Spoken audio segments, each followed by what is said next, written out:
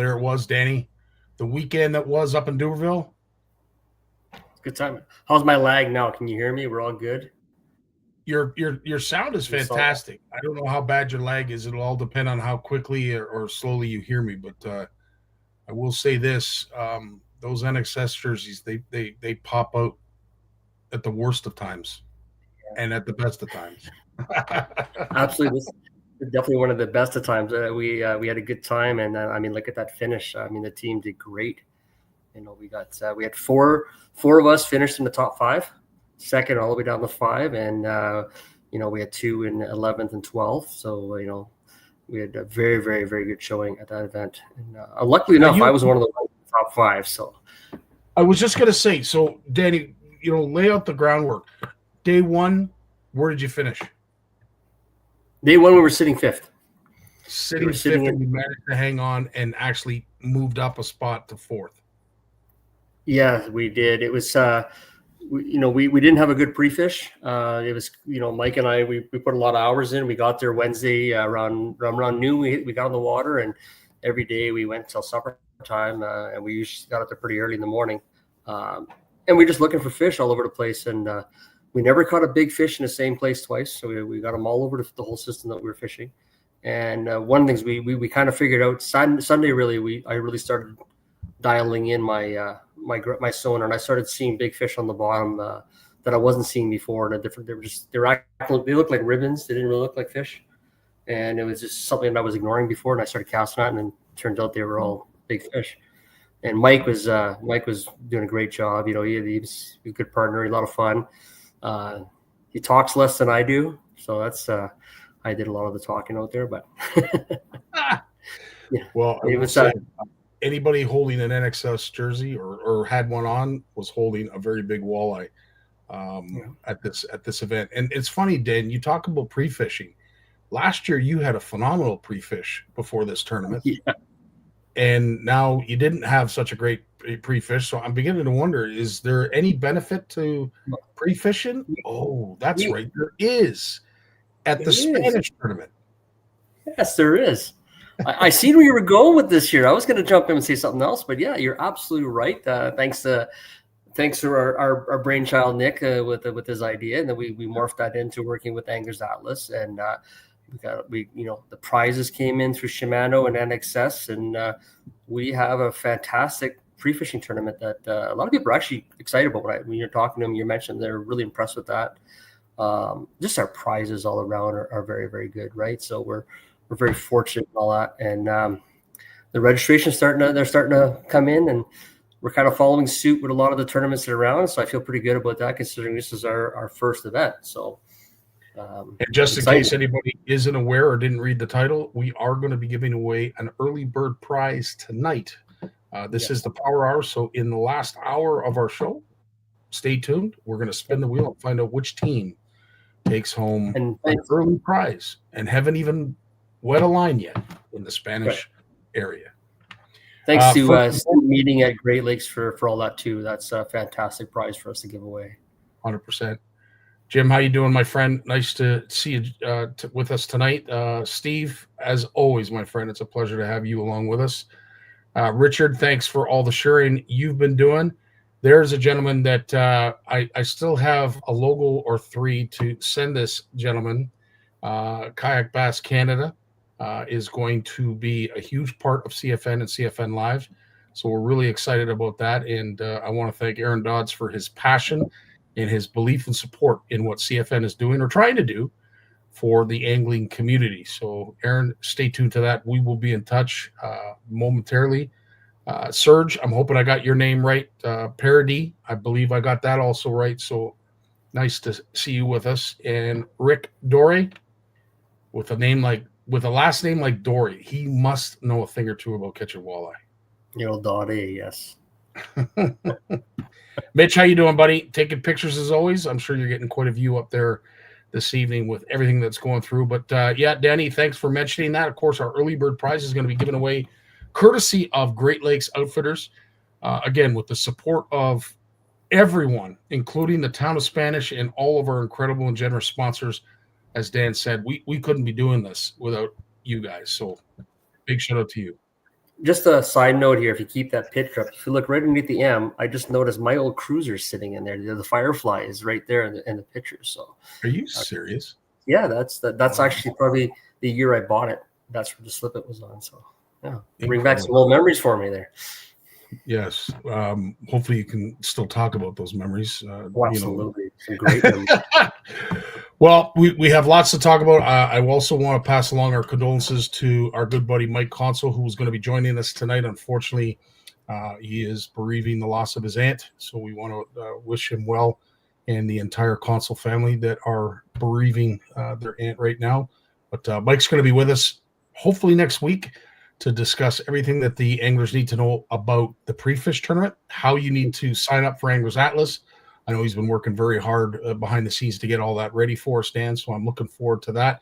And as I said, it's not very often you get to hear about prizes being available for a pre-fish tournament. So again, Shimano stepped up in a huge way, as well as all of our sponsors. So we want to thank you all for that. Nice to see you too. Sorry, thinking about that, somebody tonight is going to be fishing the event for free and the pre-fishing event for free. Because that's all included with that, right? So and if I'm not mistaken, we have 17 teams signed up currently right now. Correct. 7. So one of the 17 teams already is going to go away. One of the 16. 16. Well, I put you on the name wheel. No, it'll be up to you to pass it along. I'm going to leave that up to you. You paid just like everybody else, so you are deserved, my friend. But if you do win, can I give you some advice? Don't accept the prize. I already told you not to put my name on there, so we're good. But yeah, just to change the odds, right? So, but yeah, no, a lot of people. I'm glad they signed up. They deserve it, and see what happens. It's going to be fun. It's going to be a lot of fun. Really looking forward to being up there, and of course, the expo that we're housing is just going to bring even more of our community together in a big way. And as I said, if you support what we're doing here with the Power Hour, you support Danny, you support myself, you support CFN, and just Northern Anglers and Northern Townships all in one. There's probably no better place to show that support than in Spanish come September. So we look forward to everybody joining us. We're really excited, and I've been talking to a lot of folks that are going to be coming up who are equally as excited. And one of the biggest reasons for me, Dan, is we have all the room in the world. This venue is second to none. Yeah, we haven't come across a setup like this here with the whole layout, and just like the first time I brought you up there, I said I think this marina was built by a tournament angler. Just the flow is there. Anybody's been there, they quite understand that. And with all the resorts, the community, everybody jumping aboard, we have everything. I mean, the furthest you have to go is 10 minutes to any of the lodges, the furthest lodges. So we have a lot of stuff that are very, very nice and close, right? So it's pretty exciting. I'm looking forward to it. It's a lot of work. It's a lot of organizing as we're starting to actually start getting our volunteers getting on board, which we actually have a pretty nice list. So if anybody's interested, reach out. We'll definitely take your help and go moving on with that. And there's a lot of work to do, not just with our event, but with the townships doing and with the Made in Canada show that we're going to talk about as well. So there's a lot of things going on that we're offering for everybody. And I'm excited to do it. I really am. And I think we're going to build this up pretty quickly, I hope. I hope so too. And as I said, it's usually it's a lot easier to do that with the right people sort of guiding the way. And as I said, Dan, having you aboard has been a huge part of this, or at least accepting my offering to be a part of this as you did. I can't thank you enough for that, because I'm really excited about being a part of something this big. This is hopefully going to be something that will establish itself and grow, just like CFN did, just exactly like CFN did. Yeah. And I think we got the right people involved to help that grow. With myself, you, Mary Lisa, Nick, and now we got Chantal and Jessica and Christelle. They're heavily involved with the tournament circuit that understand what's going on. They're going to help us grow. So we're really excited about all of that. The key in all that, and as I said, it's the recipe for how CFN has managed to grow and sustain itself is like-minded people. You've got Walter and Steve, who are, if they're not watching right now, are probably doing photo edits for our community. Those boys, those lads, I can't thank them enough. Their tireless effort. to promote our community and Canadian angling and Canadian anglers at large. There's not enough to be said about that. So again, you're right. Like-minded people, and it's amazing to see what happens. We're basically volunteers as well. Like, we're nonprofit, so every penny that comes in is going right back into the event in one form or fashion. And so, you know, we're putting a lot of time and effort we've already been at it for 9 months now that we've been at this. So we got a few more to go. So it's a lot of work. I hope it gets easier. I really do. Well, I'll tell you what, let's, without any more ado or delay, let's bring in our special guest, who is also the sponsor of this show. But before we do that, let us look back and thank those who have already joined us and are supporting what we're doing with the NCAA tournament.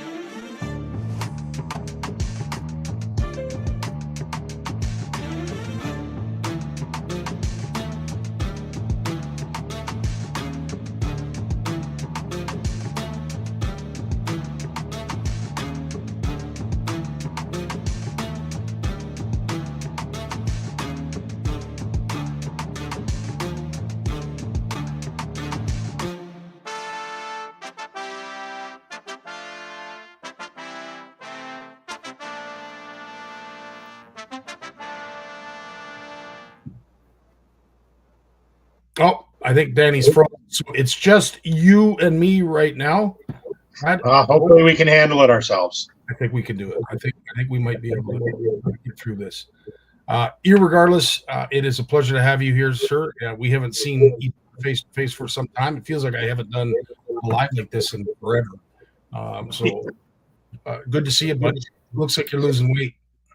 You're good, no, you don't have to worry about that, Scotty. I was beginning to wonder. Well, that's good. Well, listen, I want to thank you so much for supporting what we do here at the POW'er Hour. Of course, I know you see value in what we're doing and have seen value ever since we met. It spawned into a partnership with the Made in Canada Tackle Show and Marketplace, and it's grown from there. But as busy as we are with some of those offshoot events and what have you, you continue to pound the grindstone and come up with concepts and new products that are geared towards anglers. In this case tonight is geared towards tournament anglers that love their forward-facing sonar. Well, Scotty, I mean, a lot of the products that we've developed over the years have come about just from listening. My dad always taught me that if you listen to your customers, they'll tell you what you need. And with the ever-increasing popularity of forward-facing sonar and the trick of trying to get something that the Made in Canada audience can bring to the table, we decided that we'd take a shot at it, and we started doing some research on what can we do to make a better bait for a forward-facing sonar. And this all started really, and you can correct me if I'm wrong, but this all started with your passion for trolling and gearing a lot of your products towards those who are trolling for big fish out in big water. So your Titans and downrigger balls have been a mainstay with POW casting. But from there, where has it blossomed to where we are now? Well, you actually kind of have it a little backwards there, Scotty. Oh. My passion actually lies with bass. I'm a smallmouth bass guy. If I had to pick one fish to fish for the rest of my life, it'd be a smallmouth bass, because nothing fights like a smallmouth bass pound for pound. Some guys may argue with me, and Danny may think that his walleye have it, but that's what I grew up fishing, and that's where my passion lies. But I also spent a lot of time trolling with my uncle, and we kind of got on got into that, and we found a niche in the market and worked our way into it, and now we've got something for just about everybody now. Cool. Well, we are unveiling it for the first time to the public. You've been testing this, and you've gone back to the drawing board a couple times, but you've had how many folks, pro staff, out working this bait? We've got about 6 right now running this bait pretty hard. Unfortunately, it's a little difficult because most of the guys that are running it are bass guys, and of course, bass isn't open up here, so they've been out. Several guys out on Lake Sinclair flogging it for walleye and doing whatever they can to make sure we're on the right track. Right on. So here it is. This is the unveiling, Dan. I know you're intrigued to see this, and I'm sure there's a few others that have forward-facing sonar units on their boats that'll be just as interested in this. This is the FFS Disco Ball series, and I'll tell you, Brad, I will basically let you take it from there, and I will bring up and promote, expose, illustrate all of the products individually as you go through them. And why not just start right at the beginning with the jigger? So I'll go over the whole basic concept to start with. This started out, I was asked by a couple people if we could come up with something that would work better on forward-facing sonar. So I got onto the internet and I started doing some research on sonar and talking to some people. And I ended up getting a chance to talk to a U.S. Navy veteran that had 34 years doing sonar for the U.S. Navy. Started out 7 years as on a sub, and then moved to a surface sub hunter.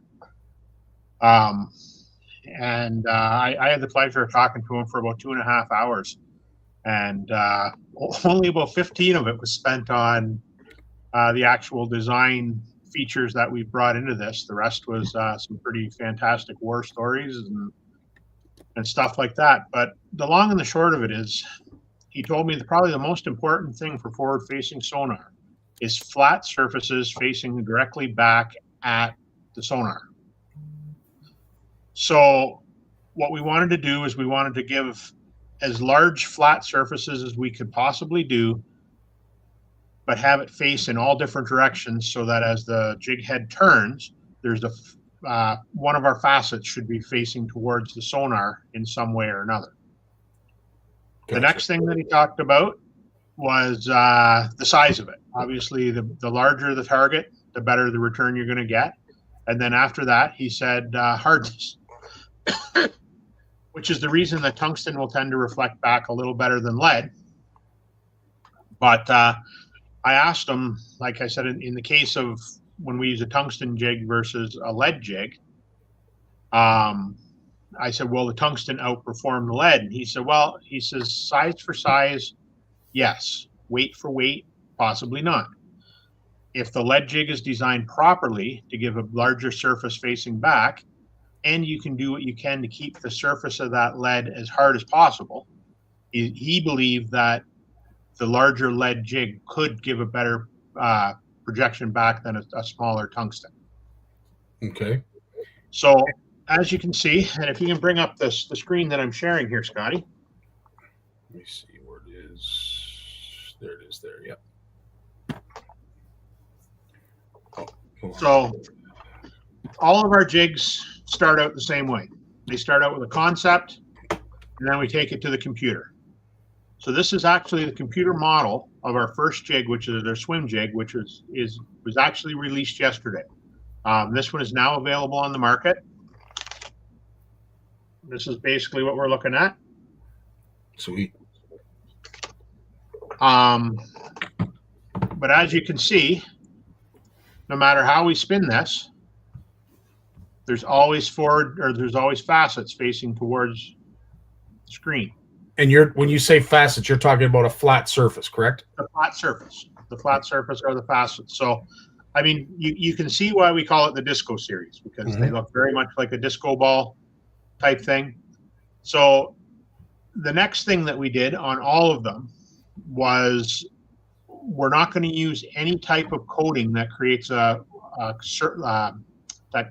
adds to the weight.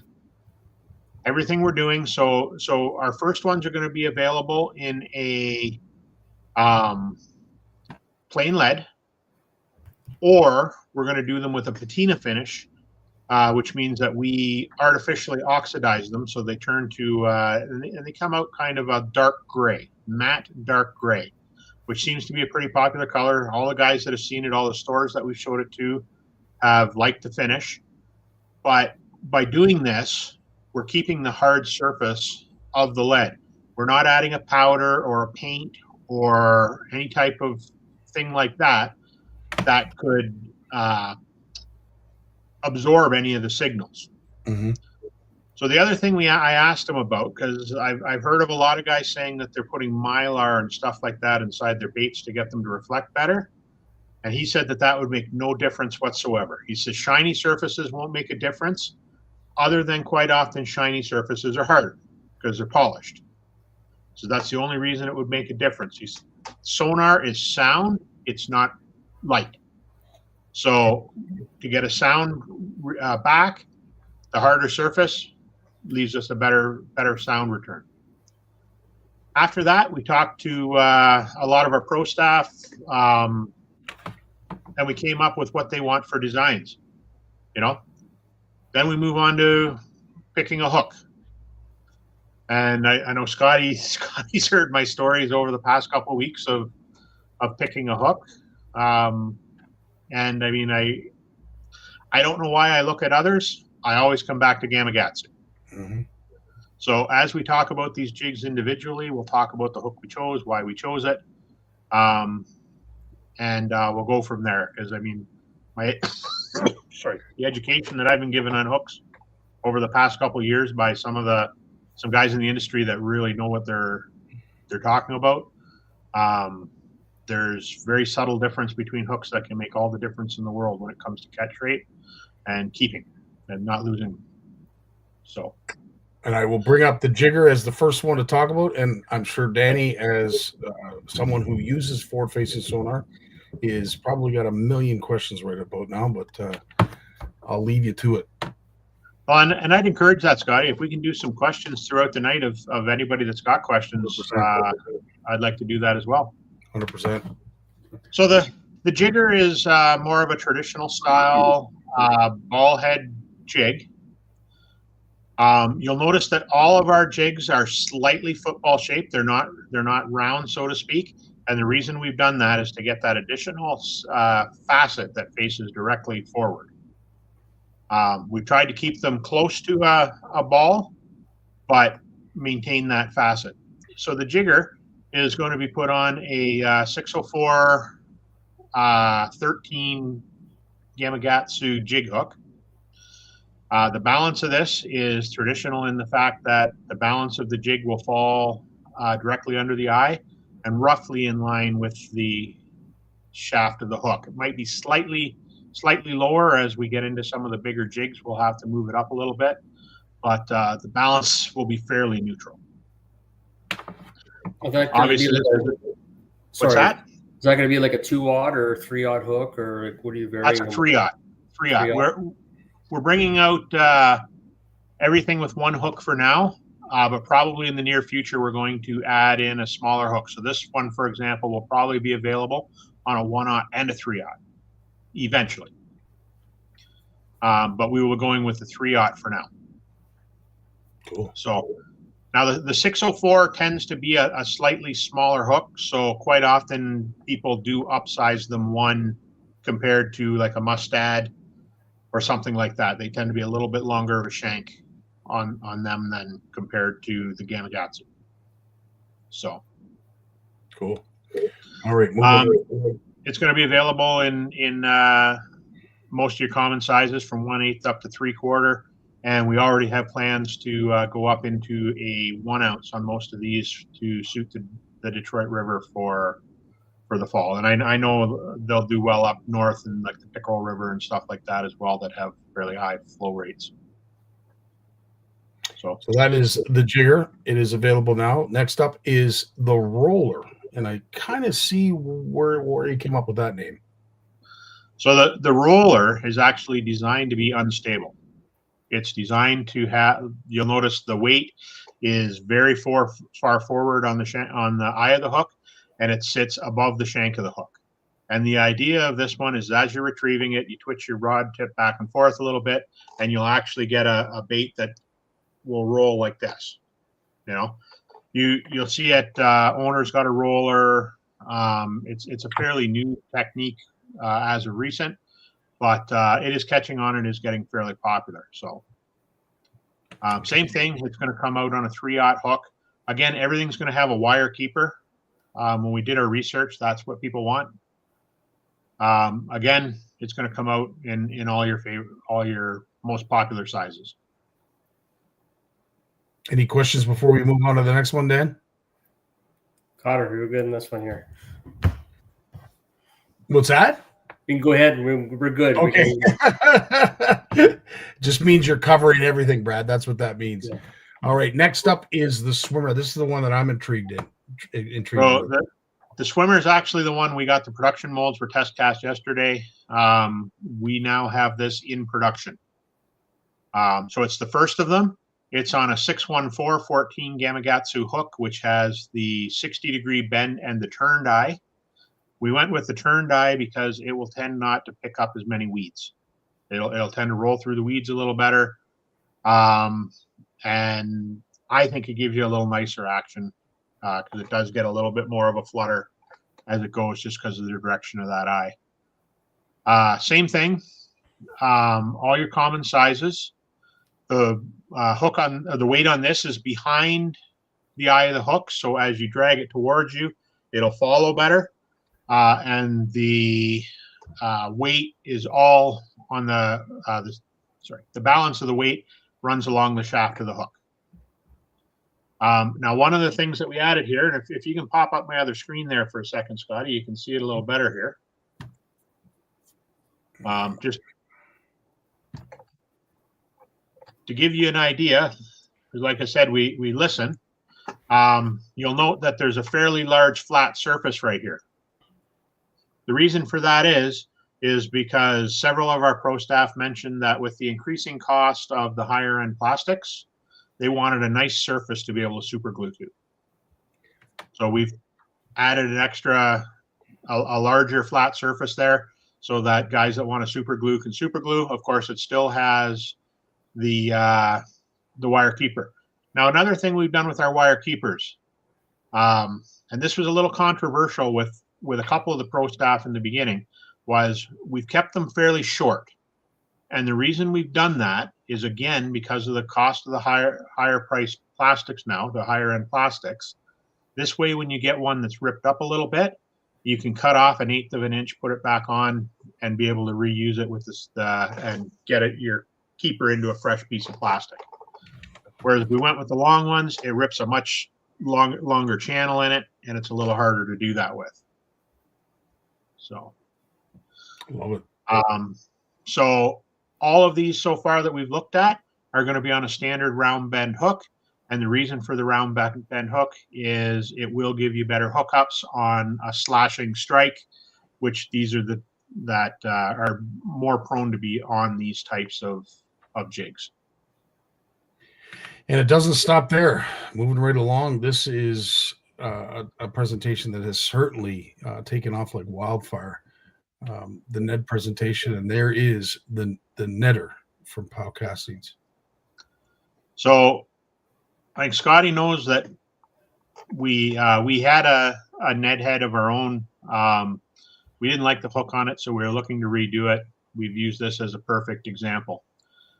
Now you'll note the hook that we're using here, and unfortunately this picture, the picture that you have here, isn't a great example because it's a computer generation of the hook. But if you give me 1 second here. Yep. You're going to upload another picture? Yeah.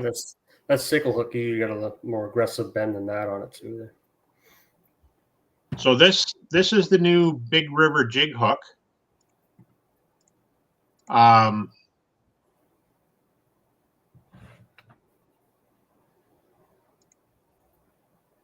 Surprised I can't just drag that in. I don't know why I can't get this to go into that screen, Scotty. It never fails. It's always something, right? Technology is a Well, wonderful thing. I'm not a real techie guy to start with, but Yeah. I think I have it now.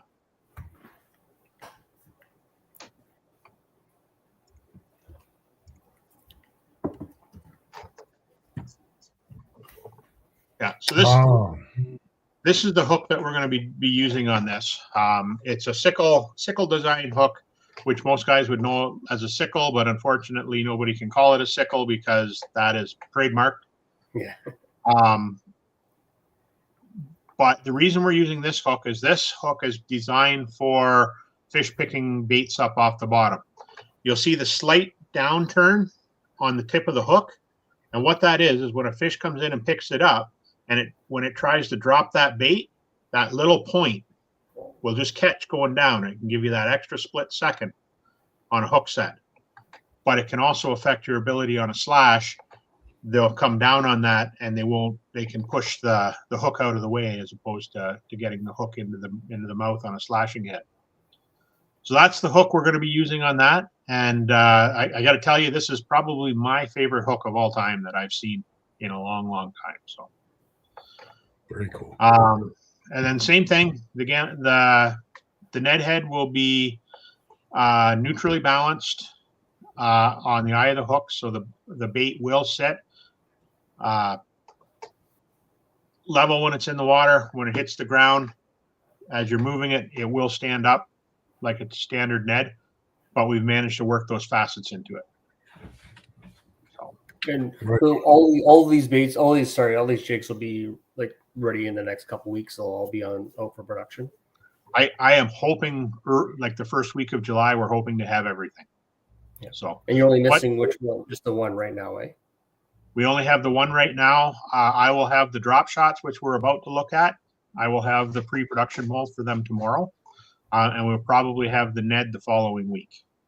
What happened was this started out as one jig head that we were going to bring out this year. Considering at the beginning of this year, I said we were going to actually try and get better on social media and stuff like that this year, and I told myself we weren't bringing out any new products.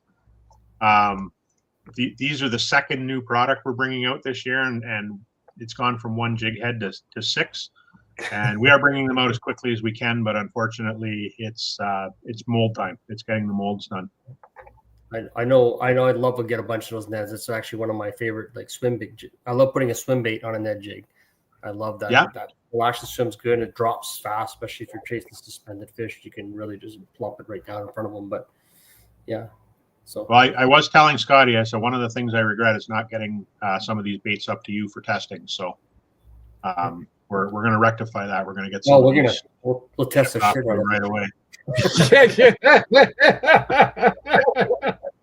Look at Danny. He's already in his fast position. He's ready to go. Yeah, absolutely. Actually, I got a little bit of a roll in my chair here. I'm trying to get myself adjusted. Now, these next baits are these next pieces of terminal tackle that are infamous when it comes to the drop shot presentation. You will see the first one will look very traditional to what a drop shot typically looks like, the drop shot weight that is. And we'll get to the second one. But again, having these flat surfaces and those who do fish the drop shot, if for whatever reason a flat surface creates a better echo and return on the screen, there's a lot of flat surface there with these weights. It's really exciting to see that. Like we were drop shotting a lot on the weekend, and that was one of the biggest complaints, especially going with the tungsten drop shots. They're phenomenal for punching through the wood and timber and everything else, but they're hard to see. You're really relying on your bait more than anything. Yeah, well, we're calling this one the number 2 pencil because ironically, it's actually shaped more like a pencil than a pencil drop shot is. Now that we've added those facets, everybody will remember that shape when they were a kid. So, I mean, other than that, there's nothing new about this. We will be offering all our drop shots, as we always have, in either a line grip or a tie-on swivel. There's a lot of people that prefer one or the other. There's lots of people that don't care. But we will always offer the option when we have the choice. So no, makes sense. And as I said, so far from what you've heard from your pro staff, the return is good, Brad. Like you're seeing the these. drop shot is the only one we have not tested. Okay, all right. Well, regardless of whether this particular one has been tested, we could definitely move on to number 2, and whether it tests, out of the park or not, I dare say this design alone, is definitely going to send something back. That's intriguing to see. Well, it's kind of the one that the disco ball name came from. Yep. I can see why. So that, and then we have had some requests, so we probably will bring it out in the near future in a teardrop style as well. We've had lots of guys. I'm not a teardrop guy myself. I like a pencil drop shot, but I have had enough people that were interested in some sort of a teardrop design that we probably will move forward with that fairly quickly as well. Very cool. We like to offer everybody options to do whatever they need to do. So awesome stuff. As I said, always incredible to see what POW is coming up with next. I never expected this, Dan. When Brad had mentioned it to me, I'm like, are you serious? You're coming out with an entire new line? You think, who has time for that? But the fact that you're doing it, and I know you're doing it for the purpose of having these available for the anglers. And let's face it, forward-facing sonar is not something that's going to go away from a recreational standpoint. It might, disappear from certain tournament trails, but from a recreational angler, these things are going to be around, I think, for a very long time. And having the ability to use them at their finest, at their highest ability, I think is crucial. And to me, the fact that you have stuff that is going to improve the technology even more, that's pretty cool. We need all the help we can get. We're starting to see we're starting to see new problems now with the forward facing sonars. Everybody has, so we have a lot of noise return from other sonars around us, which is it's really affecting our quality of our screens on us. So you're actually having to turn your sensitivity down instead of having to keep it up higher to try to find those fish. So you're constantly playing with that. So we have something that can get the return in that mess that helps a lot too, right? So I've heard that quite a bit, but I actually, and I'd be curious to see what you think of this, Danny, but I had one of my pros yesterday, and Scottie knows who I'm talking about, and it's a guy that I have a tremendous amount of respect. He actually thinks it's affecting the walleye worse than the bass. 1,000%. We've seen walleyes swim away. We've seen them stop dead in their tracks as soon as a sonar beam. I think they're a lot more sensitive. About 50, 60 feet, he said they stop. Well, they'll stop anywhere, but and walleye are a perfect example of that. You can throw it as much plastic you want, and they will hit that. You can throw it live bait and just let it sink, and they'll hone right in on that. So they're really sensitive to that noise, and I think that sonar pinging is something that bothers them. And especially when you think about it, like we had 3 lives on my boat this weekend, plus our traditional transducer. We did the math. We had 6 transducers going at once because we had the trolling motor, we had the stern transducer. Mike had a live, I had a live, and we had a live on the front of the trolling motor that we weren't necessarily using, but that's an enormous amount of noise being broadcast. And I'm one boat, and pretty well a lot of us are like that. So you get in some of these bays where there's 10 or 15 of us, and we're all scanning in that 60 to 100 feet. We're intersecting. That actually was an advantage because it didn't stop the fish. They just kind of heard noise everywhere. But when you're by yourself, we've seen that happen, especially ice fishing. They'll just stop. They won't even move. They don't even go away. They just sit there so there's definitely a disadvantage to actually having a live in some situations. They're learning. They're changing their whole behaviors as a result of that. There's no doubt about it. Yeah, well, and I mean, when we were looking at pricing for these and seeing where we were going to come in and where we felt. So, and pricing is set. All the jig heads are probably going to come in around $9.99. Plain lead will be a 5-pack, and the patinaed ones will be a 4-pack. But like when I was looking, like some of these new tungstens. Like I found a 3/4 tungsten. It was a 2-pack for $29. Mm-hmm. What? That's Yeah. Holy smokes! And the thing too with tungsten, like the whole advantage of it is not is the fact that you can get a much smaller profile. So you can go to like a 3/8, but it'll have the same sink characteristics of a 1/2 inch. So that's kind of a negative for it. It also has its other, little unique character. Pings. It doesn't thunk when it hits things and all that kind of stuff. But yeah, so the biggest thing though, it's drop rates of size. So it's actually very negative when it comes to forward-facing sonar or any sonar for that matter. So interesting. Well, I will invite folks if you are watching and are interested and maybe have some advice or you have something to offer. By all means, please do so in the comments. If there's any other questions that you may have in regards to the products that Brad has presented, please, again, reach out to either Dan or I, or you can reach out directly to Brad. And if you want to go to the site and pre-order some of these wonderful new gadgets, that is the website right there at the bottom, www.powcastings.ca. And I will say this, Brad, I think you've hit it out of the park, and I'm hoping that you do very, very well with this. Well, we're definitely looking forward to seeing what happened. Like there really is a satisfaction to designing something, seeing it come, and actually having it work. And I mean, there's a lot of risk to bringing something to the market, but we've done well. We've taken many risks in the past, and most of them have paid out relatively well for us. And we'll be continuing to go forward that way in the future.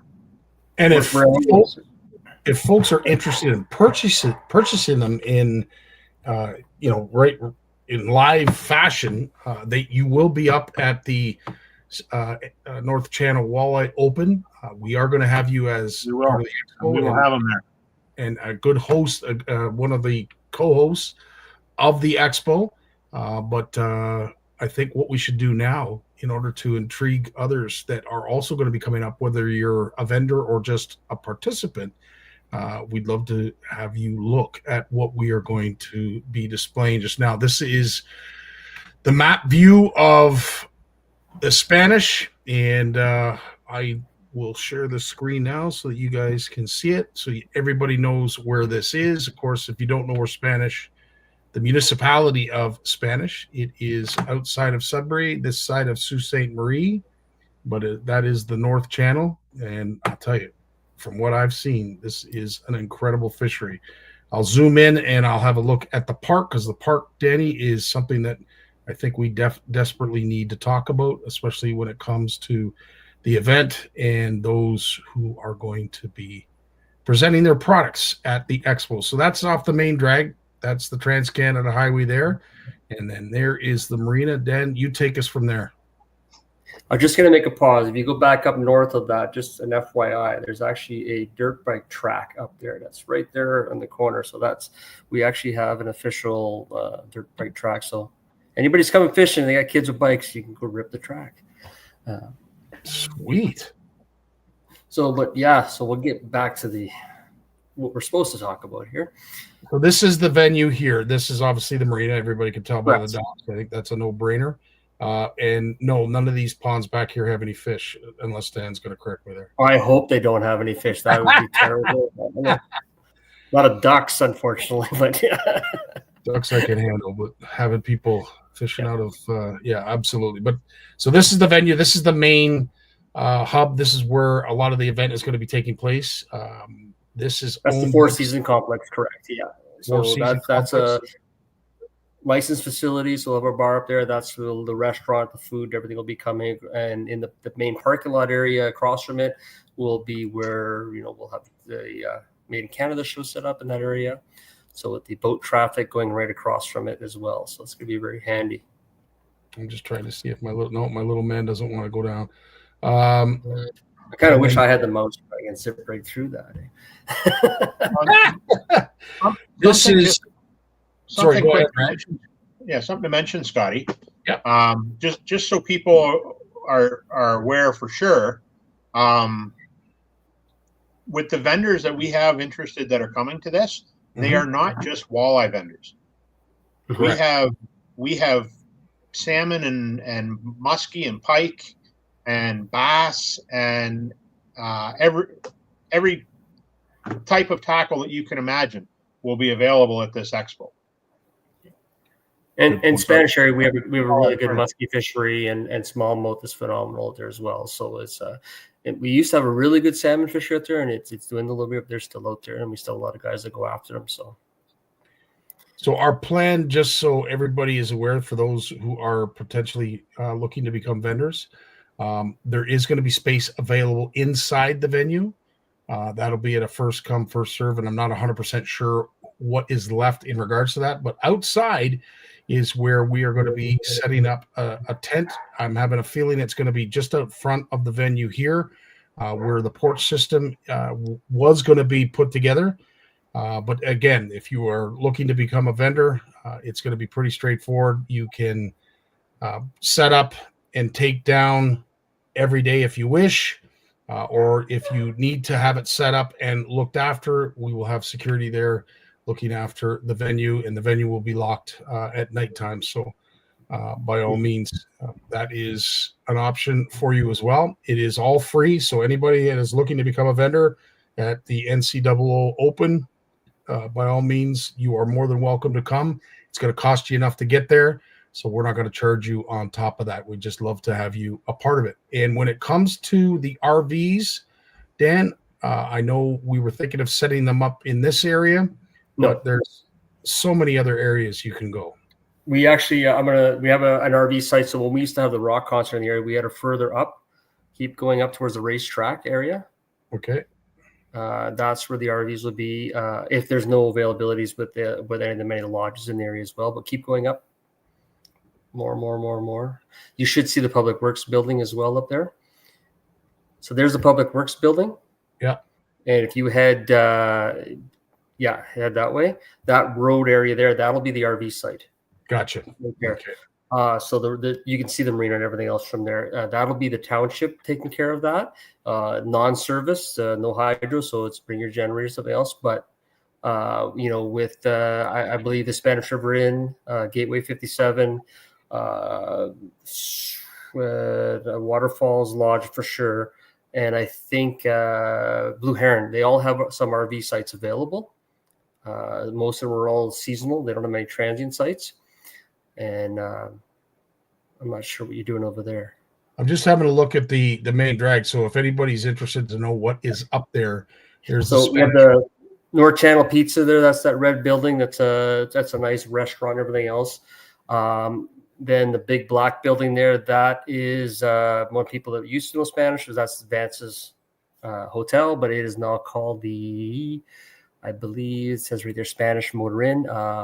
Apparently, they've done a lot of work to the place, so it's a hotel, so there is rentals that are there. But I have not personally talked to anybody the new owner like that, so not much to say for me in that end. The other red building there is the grocery store. Yep, Fresh Mart, perfect. Yeah, and then when we cross the tracks, hey Dan, I got it. There's a tattoo parlor up here. This is fantastic, man. He's not there anymore, but yeah, there was one for a while there. Yeah, absolutely. And some of the keep scrolling. You've got the Gamble's Highway Variety here as well. So yes. You've got the LCBO. I don't know if folks are aware, but the LCBO is right there. So lots very close by, good amenities. If you scroll out of town towards Sault Ste. Marie, and it's not very far. It's only about maybe 3 or 4 clicks out of town. Keep going a little bit more there. You'll see the gas bar. It's probably the best gas bar in there. It's got all grades of fuel. It's all brand new actually. Right there, zoom in. No, sorry, keep going. My apologies. That's Beckerton's Road. We're gonna go on a tangent here and lose track of what we're talking about. Making it seem like it's a very far away, but it's right there. So there's a whole gas facility just right there. So anybody wants their fuel. It's a really good station, and I know some guys like their premium, so that's one point. And they also have diesel for all the guys with their trucks. In town, Gambles has regular fuel, and then I believe all the lodges have some form of fuel bases as well. Well, that's awesome. I think we have covered just about everything that we needed to cover, Dan, in regards to the venue. We'll have a better map as the time comes on. Like the location of the stage will be on the pond with the dock that we've got from Rona. So there'll be a boat and check-in space, a check-in for those that want to boat to the facility. They'll have their own dock to check out on the outside of the marina. So one of the things about the Spanish is it is an active marina. It's the motto is the gateway to the North Channel. So we have a lot of cruisers, a lot of transients. Anybody basically traveling from Sault Ste. Marie to Manitoulin tends to stop in because it's got all the facilities for the pump outs, all that kind of stuff. So we do have a lot of boat traffic and a lot of people fishing in the area. So we're going to play a very strong role in making sure that we're not interfering with that in any way. People will be launching there as well, and we're going to give them right away. And as we work with all that, but that's a nightmare that me, Scotty, and a few others have to figure out. Yep, and we will in the time that is available to us and continues to erode away as we get closer and closer to the actual event. But yes, 100%. In the meantime, too, if you are a vendor, for those who have already spoken to me, of course, your spot is already assured. We will be setting out the sign-up application, or at least a link to the sign-up application via our Canadian Canada Tackle Show and Marketplace. Brad's going to be putting that together very shortly. And as I said, all our vendors will have, I would say, as much detail as you possibly can be given. But needless to say, this is a festival. This is going to be an event for those just to show up and have a grand old time. And if you want to also promote your product to some pretty good sticks, this is a great venue to do that. Hey, Scotty, I just noticing in the chat several people asking for dates. That's what I was just going to answer. Actually, you beat me to it, but yes, the dates are September 19th and 20th, which is a Saturday event. With the pre-fishing tournament, we'll be starting the Saturday prior. So technically, it's a 7-day event if you wanted to be a part of that. And the pre-fishing, we'll talk more about that next week, but it's pretty unique. Even though it's a team event, you can fish independently, but you're going to win as a team. So there's a lot of advantages to that. And our boundaries are ridiculously large. You could run 200 miles if you really wanted to. We call it the 100-mile run when you go to Little Current and back, so because we do a lot of stops along the way. But yeah, we have done it. That's a reason for when we go rainbow fishing, and then we want to get some walleye. So awesome stuff. Well, listen, if there's any questions for Brad, by all means, folks, throw them into the comments.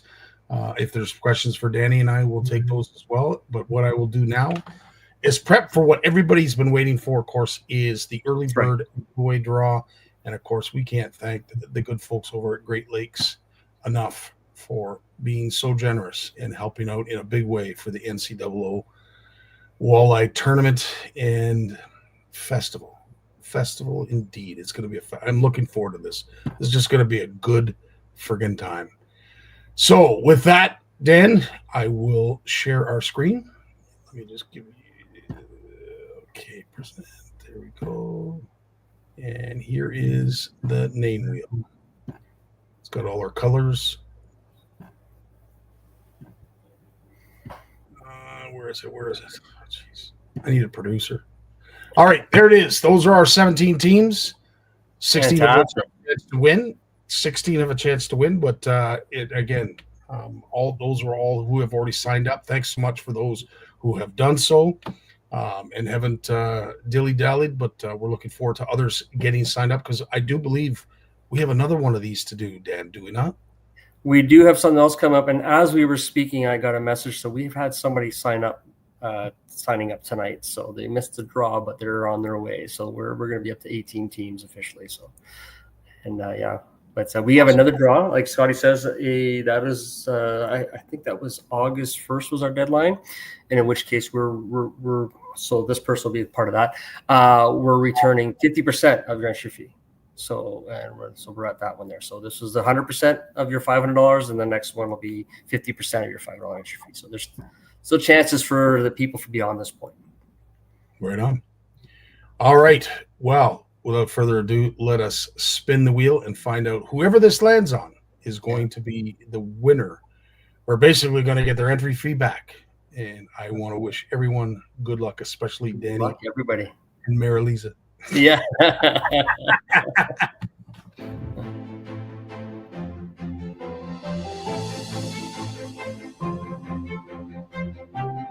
I love the wheel, by the way, Scotty. Great job. Thank you. Thank you. Thank you. Thank you.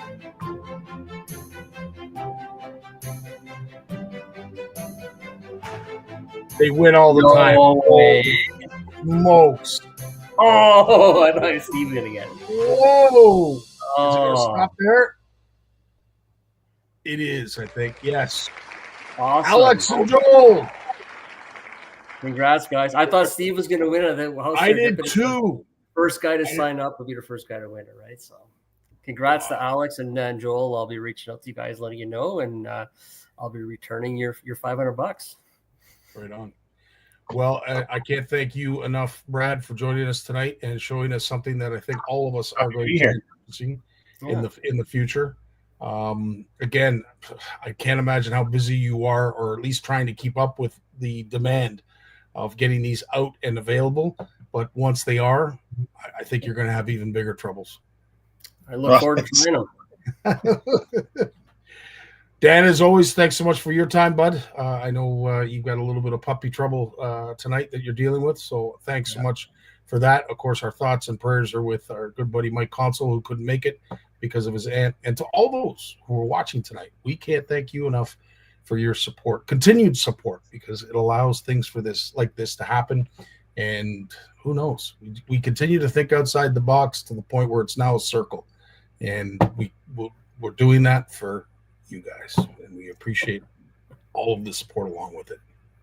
Any last words, Dan? I'm good. I had a good time. Thanks, everybody, and congrats to Alex and Joel and Brad. I look forward to definitely trying those out, and good job. We'll get them up to you as they come available. Yeah. Right on. All right, lads. We will talk